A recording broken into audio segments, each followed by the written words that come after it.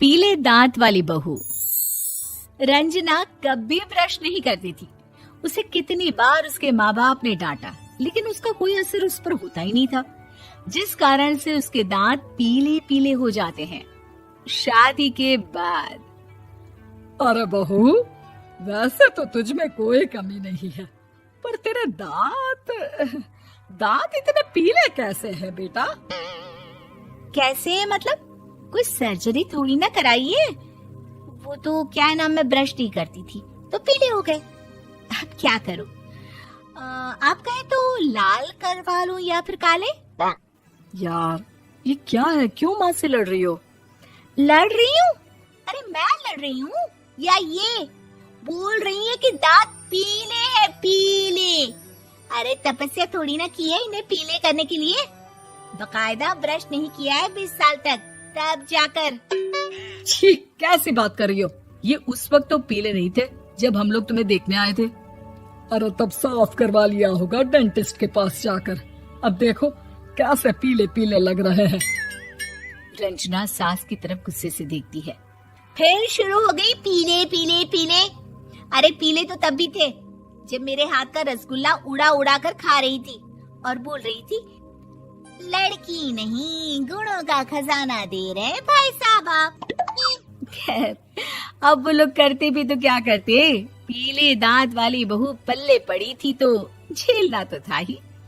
एक दिन कीर्तन में रंजना गाना गा रही थी। अरे कमला बहन, माँ का द्वार है, यहाँ तो सब शुद्ध होकर आते हैं, फिर अपनी बहू को ब्रश भी नहीं करवाती तुम। दूर से पीले पीले दांत भक्ति में बाधा उत्पन्न कर रहे हैं। अरे कोई 2 साल की बच्ची थोड़ी ना लेकर आई हूँ मैं बहू बनाकर। अच्छी खासी लड़की है, अरे कैसे करवाऊं ब्रश? ये तो उसे खुद करना चाहिए ना। अब माँ बाप तो इसके जैसे तैसे निपटा दिए, ये नहीं सोचा कि सास कैसे संभालेगी। सास बहू को लेकर घर आ जाती है, लेकिन सोच लेती है कि अब इसे लेकर कहीं नहीं जाएगी। अगले रोज बहू कहती है, अरे क्या हो गया, मंदिर नहीं जाना क्या? कीर्तन का वक्त हो रहा है। मेरी मधुर वाणी से कान्हा जी जागते हैं और सोते हैं। आप तो जानती है ना उनकी भक्ति में कितना मन लगता है मेरा। वो क्या है ना, तबीयत ठीक नहीं लग रही है मेरी, आराम करूंगी मैं। तबीयत ठीक नहीं लग रही? अभी तो मिथुन के गाने पर नाच रही थी आप, और अब बोल रही है कि तबीयत ठीक नहीं लग रही। अरे भक्ति में मन लगा लो सासू माँ, ऊपर जाना है, क्या मुंह दिखाओगी आप? हाँ? सास को बहू की बात पर गुस्सा आ जाता है। मैं क्या मुंह दिखाऊंगी, इसकी चिंता तो ना कर, समझी? अपने मुंह की चिंता कर, जो ये पीले पीले दांत लेकर हर जगह पहुंच जाती है। पता है लोग कितना मजाक बनाते हैं। ना जी ना, मैं नहीं जाना कहीं तेरे साथ। तो ये बात है, कोई ना, मत जाओ, मैं अपने कमरे में ही बैठकर भक्ति कर लूंगी। ऊपर वाला दांत थोड़ी ना देखता है, मन देखता है, भावना देखता है।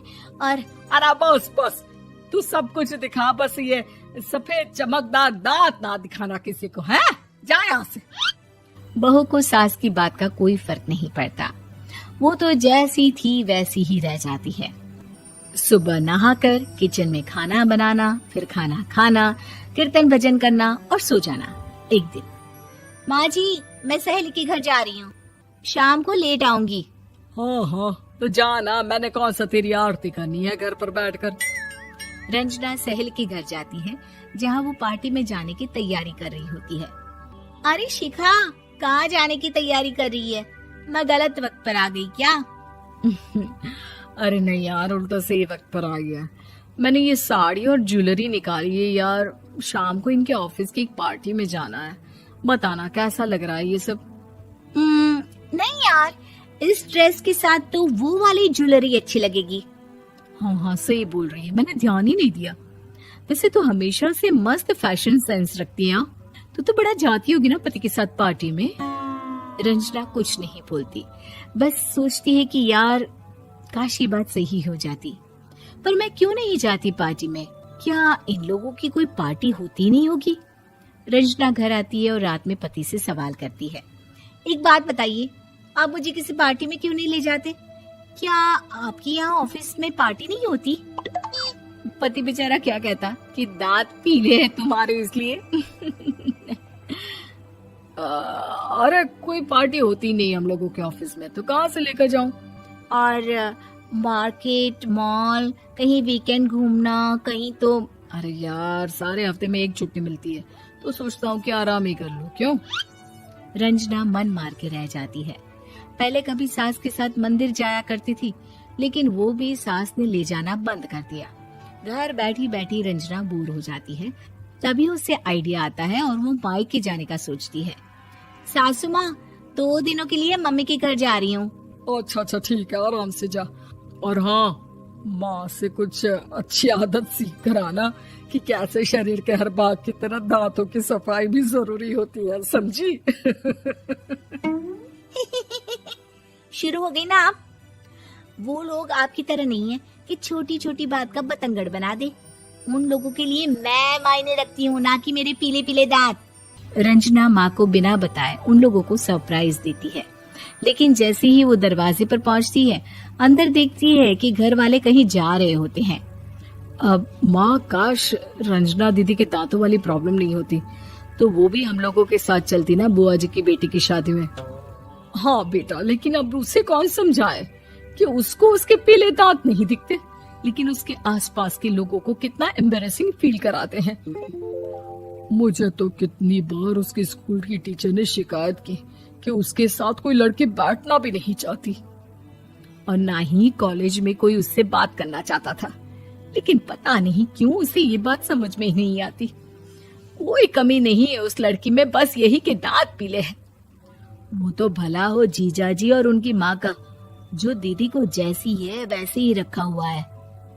रंजना को अपने घर वालों की बात सुनकर बहुत दुख होता है। वो सोचती है कि वो क्या करे, लेकिन फिर वो सीधा डेंटिस्ट के पास जाती है, अपने दांत चमकाती है और कसम खाती है कि वो रोज ब्रश करेगी।